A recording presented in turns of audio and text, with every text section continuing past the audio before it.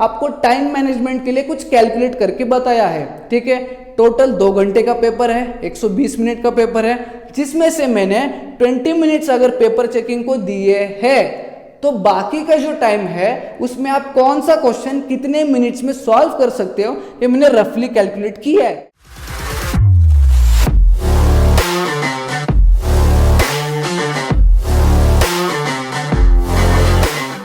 Hello नमस्कार दोस्तों, मैं सौरभ आपका डिवाता में स्वागत करता हूं। आई होप आपकी जो अलजेब्रा की मैथमेटिक्स पार्ट 1 की जो प्रिपरेशन है वो ढंग से और बहुत बढ़िया तरीके से चल रही होगी। अब प्रिपरेशन को और बढ़िया करने के लिए आज मैं आपके साथ कुछ पॉइंट्स डिस्कस करने वाला हूं। अब ये जो पॉइंट्स है, कुछ बच्चों के लिए पॉइंट्स पेपर प्रेजेंटेशन की टिप्स रह सकते हैं, कुछ बच्चों के लिए ये पॉइंट्स लास्ट मिनट टिप्स रह सकते हैं मैथमेटिक्स पार्ट 1 के लिए। अब ये जो भी पेपर के पॉइंट्स है, जो भी पॉइंट्स मैं डिस्कस करने वाला हूँ वो क्या है, उनके बारे में जानना है तो वीडियो को लास्ट तक जरूर देखिएगा। तो चलिए शुरू करते हैं और टाइम को बिना वेस्ट करें बढ़ते हैं पॉइंट नंबर 1 की तरफ। Point number 1 says that importance of reading question in algebra. Mathematics part 1 का पेपर है, यानी कि अलजेब्रा का पेपर है। अलजेब्रा के पेपर में आपको मोस्ट प्रोबेबली हर एक चीज की वैल्यू फाइंड आउट करनी होती है, या फिर कोई वेरिएबल की वैल्यू फाइंड आउट करनी होती है, फिर किसी चीज की कोई टर्म है जिसकी वैल्यू आपको फाइंड आउट करनी होती है। अब वो वैल्यू फाइंड आउट करने के लिए आपको बहुत सारे स्टेप्स के थ्रू जाना पड़ता है, बहुत सारे स्टेप्स को सही से सॉल्व करना पड़ता है, और तब जाके जो है आपके जो फाइनल आंसर है वो सही आने वाला है। अगर आप क्वेश्चन पढ़ते समय एक आध वैल्यू गलत पढ़ लेते हो, या फिर क्वेश्चन पढ़ के आंसर शीट में गिवन लिखते समय एक आध वैल्यू गलत लिखते हो, तो आपके सारे स्टेप्स गलत हो जाएंगे, प्लस फाइनल आंसर भी गलत आएगा। तो ऐसी गलती आपसे ना हो, इसलिए अलजेब्रा के पेपर में आपको क्वेश्चन को ढंग से पढ़ना है, 2 से 3 बार पढ़ना है। काफी बच्चों के साथ ये प्रॉब्लम हुआ है, क्वेश्चन की पहले 2 लाइन पढ़ते हैं उन्हें क्लिक हो जाता है कि ये क्वेश्चन तो बुक में का है, ये क्वेश्चन तो बहुत ईजी है, फटाफट सॉल्व करते हैं, और जब पेपर चेक करते समय वो क्वेश्चन को फिर से एक बार पढ़ते हैं, तब उन्हें पता चलता है कि क्वेश्चन तो सेम फ्रेम किया है, बट इस क्वेश्चन में पूछा कुछ और था और मैंने फाइंड आउट कुछ और किया है। और वो टाइम ऐसा रहता है कि उस टाइम पे आप कुछ भी चेंज नहीं कर सकते हो। तो ये गलती आप लोगों के साथ, आप बच्चों के साथ ना हो, इसीलिए मैं कहूंगा क्वेश्चन को 2 से 3 बार जरूर पढ़े, भले ही कितना इजी क्यों ना हो क्वेश्चन, 2 से 3 बार जरूर पढ़े। बढ़ते हैं नेक्स्ट पॉइंट की तरफ। Next point says that final answers को बॉक्स में लिखना जरूरी है। अभी जैसे मैंने पहले वाले पॉइंट में बताया कि अलजेब्रा के पेपर में आप काफी स्टेप्स को करते आते हो लास्ट तक, और लास्ट में आपको जो है वो आंसर फाइंड आउट करते हो। अब इतने सारे स्टेप्स करने के बाद जब लास्ट में आप आंसर को फाइंड आउट करते हो, उसको हाईलाइट करना बहुत जरूरी है। हाईलाइट यानी क्या, हाइलाइटर वगैरह यूज नहीं करना है। What you have to do is simply उस आंसर को बॉक्स में डालना है। मतलब आंसर लिखा, उसके साइड में जो है वो बॉक्स आपने बना लिया, ताकि जो पेपर चेक करने वाले टीचर्स है, फिर जो एग्जामिनर्स है, उन्हें पता चले, उनके लिए वो हाईलाइट हो गया है कि हाँ फाइनल आंसर हमारा इतना आ रहा है। तो जब भी वो पेपर चेक करेंगे ना, उनके पास एक आंसर की होती है, उस आंसर की में हर एक स्टेप को कितने मार्क्स मिलने चाहिए ये उन्हें पता होता है, और फाइनल आंसर क्या आया है ये भी उन्हें पता होता है। तो वो उन्हें हेल्प करेगा इजीली समझने के लिए कि हाँ 4 स्टेप्स लिखे, 4 स्टेप सही है तो हाफ मार्क मिल गया, और लास्ट का आंसर सही है तो उसको 2 मार्क मिल गया। तो इस तरह से कुछ मार्क्स देते हैं वो, इसलिए फाइनल आंसर को बॉक्स में डालना बहुत जरूरी है। समझ में आया? नेक्स्ट पॉइंट की बात करते हैं। Next point says that step को मार्किंग एंड स्टेप का रीजन लिखना जरूरी है। जैसे कि मैं एक एग्जांपल लेके बताता हूं। समझो लीनियर इक्वेशन इन 2 वेरिएबल वाला क्वेश्चन है, जिसमें आपको वेरिएबल्स की वैल्यू फाइंड आउट करनी है, या फिर वो वर्ड प्रॉब्लम हो लीनियर इक्वेशंस इन 2 वेरिएबल का, उसमें भी आपको किसी की एज और उसके रिस्पेक्टिवली उसके भाई बहन की एज फाइंड आउट करनी होती है, जो कि आपने वेरिएबल के फॉर्म में लिया होता है। अब क्या होता है, लीनियर इक्वेशन इन 2 वेरिएबल है, आपके पास 2 इक्वेशंस रहेंगे। वर्ड प्रॉब्लम में आप 2 इक्वेशंस को पहले बनाते हो, उसके बाद उन 2 इक्वेशंस को सॉल्व करके वैल्यूज को फाइंड आउट करते हो। बट एक्चुअली जब आप सॉल्व करते हो और जब जल्दबाजी में होते हो, या फिर जब आप बहुत ज्यादा ओवर कॉन्फिडेंट होते हो, तो जो आप इक्वेशन बनाते हो उसको मार्क नहीं करते कि this equation is known as equation 1, this particular equation is known as equation 2, ये नहीं करते। आप सीधा इक्वेशन बनाते हो, फिर आगे जाके नेक्स्ट इक्वेशन बनाते हो, उसके बाद नेक्स्ट स्टेप में लिखते हो एडिंग 1 and 2, उसके बाद सॉल्व करके वैल्यूज फाइंड आउट करते हो। बट आपने जब लिखा है रीजन एडिंग 1 एंड 2 और आपने दिखाया ही नहीं है इक्वेशन 1 कौन सा है, इक्वेशन 2 कौन सा है, तो टीचर्स को कैसे पता चलेगा। इसीलिए जहां जहां पर जरूरी है वहां पर स्टेप्स को, इक्वेशंस को मार्किंग देना जरूरी है, और जहां जहां पर जरूरी है उसका रीजन भी लिखना है। जैसे आपने दो इक्वेशंस को ऐड किया तो ब्रैकेट में लिखना है एडिंग इक्वेशन 2 एंड 3, अगर सब्ट्रैक्ट किया है सब्ट्रैक्टिंग इक्वेशन 2 फ्रॉम 3, या फिर इसी तरह के जो भी रीजन है आपको ब्रैकेट में डालना, ब्रैकेट में लिखना बहुत जरूरी है, ताकि टीचर्स को समझ में आए आप कौन सा ऑपरेशन कर रहे हो या फिर आप क्या सॉल्व कर रहे हो उस पर्टिकुलर पॉइंट में। समझ में आया। नेक्स्ट पॉइंट की तरफ बढ़ते हैं। Next point says that graph वाले क्वेश्चन में इन चीजों को ध्यान रखा। हाँ, अब ग्राफ वाले क्वेश्चन जो है उनके बारे में कुछ चीजें आपको मैं बताने वाला हूं। हालांकि मोस्ट ऑफ द थिंग्स आपको पता होगी, तब भी एक बार सुन लेना, अगर कुछ मिस आउट हो जाता तो आपको पता चल जाएगा। सबसे पहले ग्राफ वाले क्वेश्चन में जो आप कोऑर्डिनेट मार्क करते हो, जिसको ज्वाइन करके आप स्ट्रेट लाइन बनाते हो, वो कोऑर्डिनेट में काफी बार बच्चे क्या करते हैं, वो लाइन बनाते समय बस कोऑर्डिनेट को मार्क करते छोड़ देते हैं। बट नहीं, जब आप कोऑर्डिनेट को ग्राफ पे प्लॉट करोगे तो वो कौन सा कोऑर्डिनेट है, उसका x, y कोऑर्डिनेट आपको वहां पे लिखना है ब्रैकेट में। ये बहुत जरूरी है। मैं यहाँ पे डायग्राम दिखाता हूं, उसमें आपको पता चल जाएगा कि किस तरह से आपको कोऑर्डिनेट्स को लिखना है। पहला पॉइंट ये था। दूसरा पॉइंट, जो भी स्ट्रेट लाइन आपका बनेगा linear equation in two variable का, जो भी स्ट्रेट लाइन बनेगा उस लाइन पे उस पर्टिकुलर इक्वेशन को लिखना जरूरी है, ताकि टीचर्स को पता चले कि ये लाइन कौन से इक्वेशन का है। जल्दबाजी में बच्चे ये इक्वेशन लिखना भूल जाते हैं, जिसके वजह से आधे मार्क्स कट सकते हैं। इसलिए लाइन के ऊपर इक्वेशन लिखना बहुत ज्यादा जरूरी है। थर्ड, ग्राफ शीट के राइट हैंड कॉर्नर पे ऊपर आपको स्केल लिखना बहुत जरूरी है। क्या स्केल आपने रखा है ग्राफ प्लॉट करते समय। समझ में आया।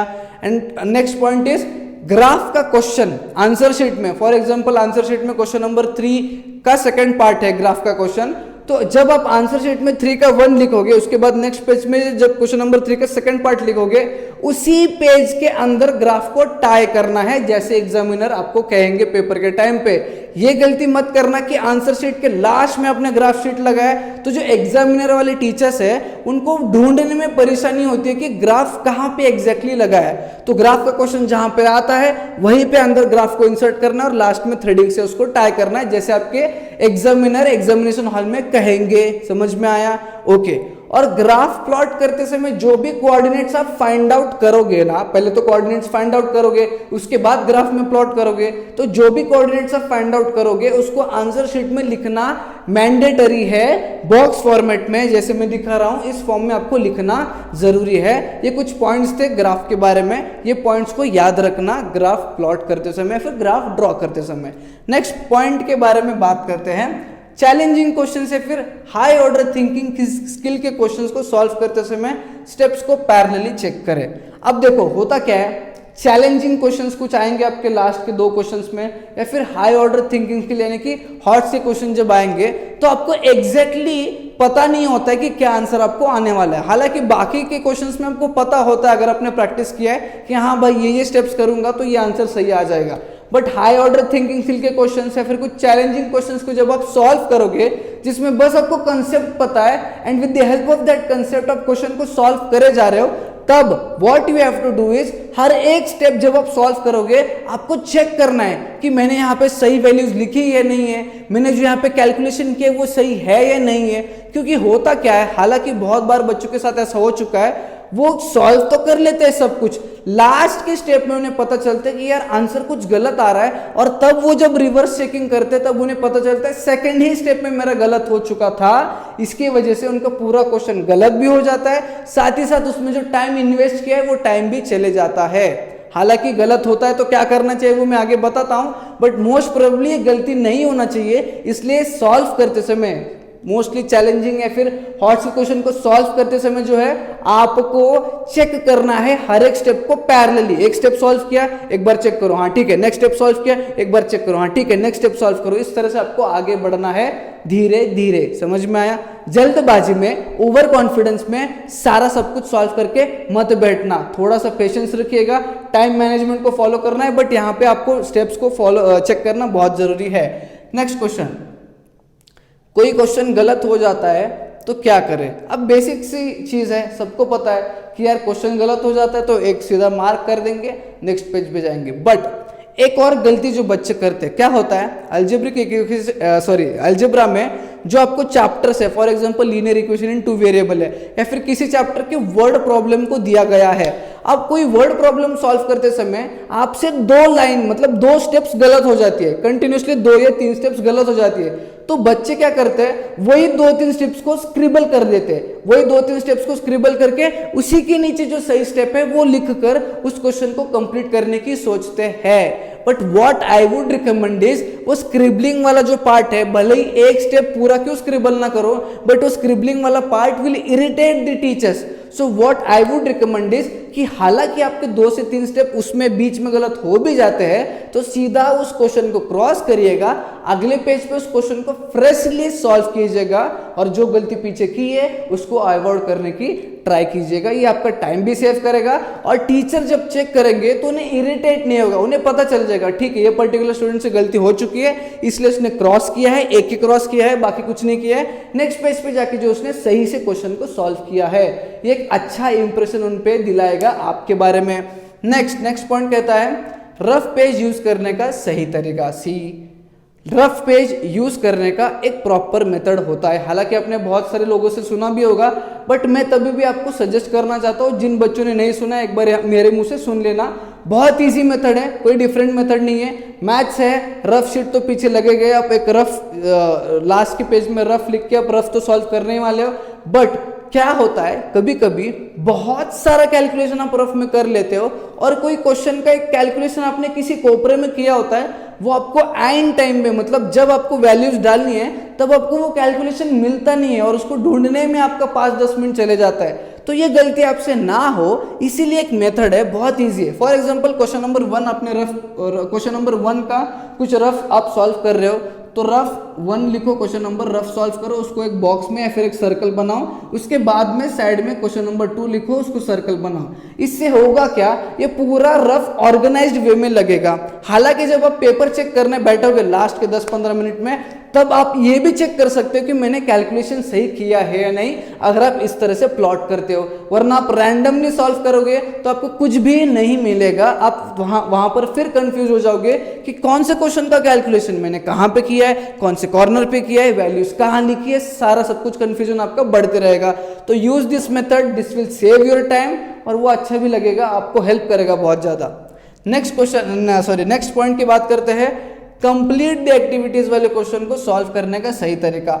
हालांकि कंप्लीट द एक्टिविटीज यानी कि वो फिलिंग द ब्लैंक्स वाले क्वेश्चंस, हालांकि बहुत इजी क्वेश्चंस पूछे जाते हैं, बट मैंने कुछ बच्चों से ये भी सुना है कि सर हम लोग प्री बोर्ड्स में जब कंप्लीट द एक्टिविटीज वाले क्वेश्चंस को सॉल्व कर रहे थे तो देखते समय हमें लगा क्वेश्चन इजी है, तो हम लोग डायरेक्टली फेयर में लिखते गए, बट मेन कैलकुलेशन करते समय हमसे गलती हो गई, हमने थोड़ी बहुत स्क्रिबलिंग की, तो हमारे स्कूल टीचर्स ने वहां पे जो है वो मार्क्स डिडक्ट कर दिए है, क्योंकि हमने वहां पे गंदगी की और हमें लगा क्वेश्चन इजी है, बट एक्चुअल कैलकुलेशन करते समय कुछ छोटी मोटी गलती हो गई जिससे बहुत बड़ी आंसर हमारे डिफरेंस आ रहा था आंसर में, इसलिए हमने थोड़े फार वहां पे गंदगी हो गई हमसे, बट जिसकी वजह से मार्क्स कट हो गया। ये चीज आपके साथ बोर्ड्स में नहीं होना चाहिए, इसलिए what you have to do is complete the activity में जो मेन पार्ट है, जो मेन कैलकुलेशन वाला पार्ट है, बस उसी पार्ट को इस तरीके से पीछे सॉल्व कर लेना और लिख के रख देना, ताकि जब आप फिर अंदर भरते जाओगे ना वो कंप्लीट द एक्टिविटी, आप सिंपली वहां से वैल्यूज लिख के वहां पे लिख सकते हो, जिससे गलती होने की बहुत कम चांसेस आपसे होने वाली है। समझ में आया? नेक्स्ट पॉइंट के बारे में बात करते हैं। नेक्स्ट पॉइंट सेज दैट जो क्वेश्चंस ना आते हो तो व्हाट टू डू।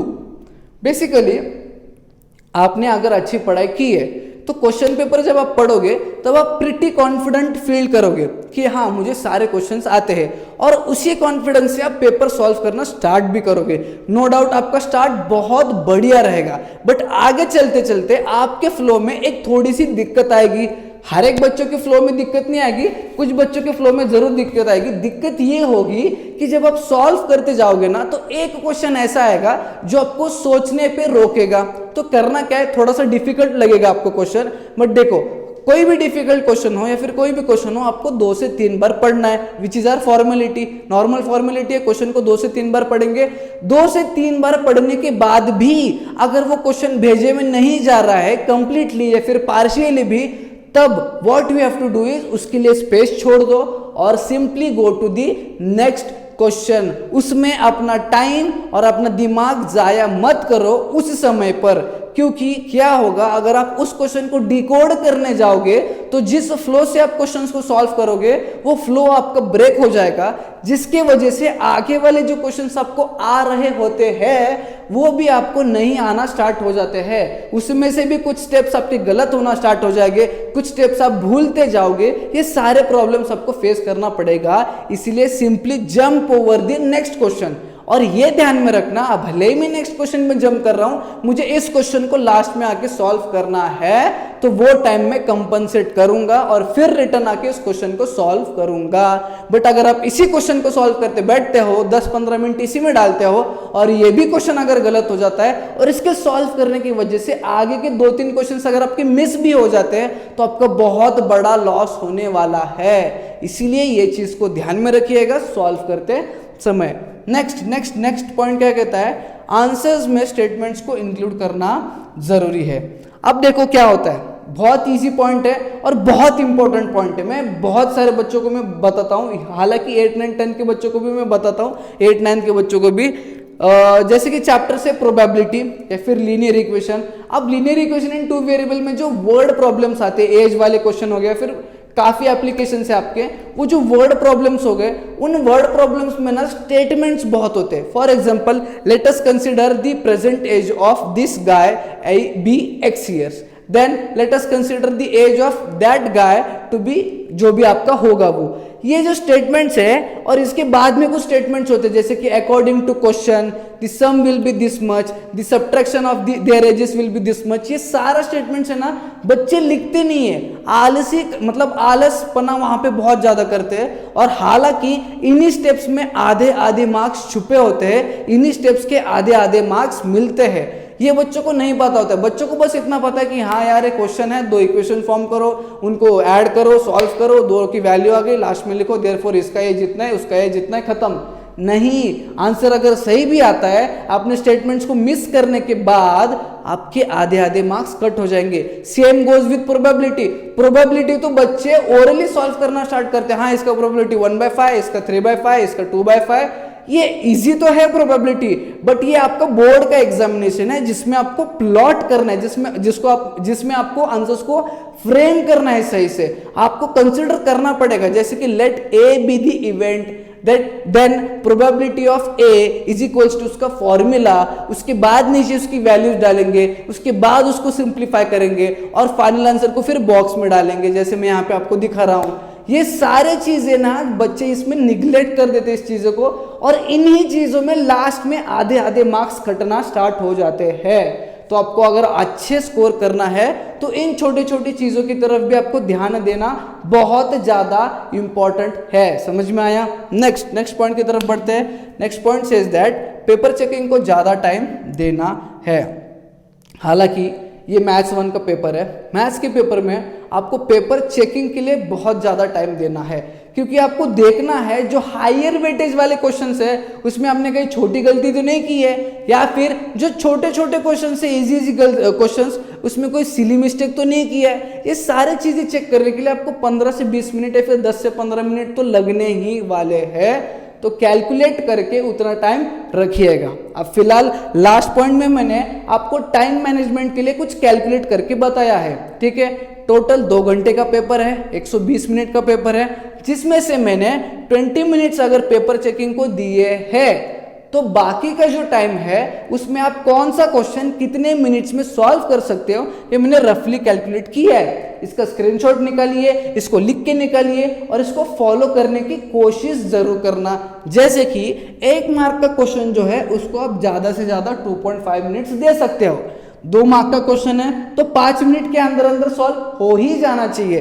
3 मार्क का क्वेश्चन है तो 7.5 मिनट का टाइम आप उसको दे सकते हो, और सिमिलरली 4 मार्क का क्वेश्चन है तो 10 मिनट के अंदर सॉल्व हो जाना चाहिए। हालांकि कुछ क्वेश्चंस आप इनमें से जल्दी कर लोगे, तो जो क्वेश्चंस आपके जल्दी हो जाते हैं टाइम लिमिट से पहले, तो उसका जो टाइम है वो ऐड हो जाएगा नेक्स्ट क्वेश्चन के लिए। इतना समझ में आ गया, वो आपके लिए बोनस रहने वाला है। बट इस चीज को ध्यान में रखना, अभी लिख के निकालना नोटबुक में या फिर किसी पेज पे, और इसको मेंटेन करने की कोशिश करना। 1 मार्क के लिए 2.5 मिनट्स, 2 मार्क्स के लिए 5 मिनट्स, 3 मार्क्स के लिए 7.5 एंड 4 मार्क्स के लिए 10 मिनट्स। समझ में आया? ओके।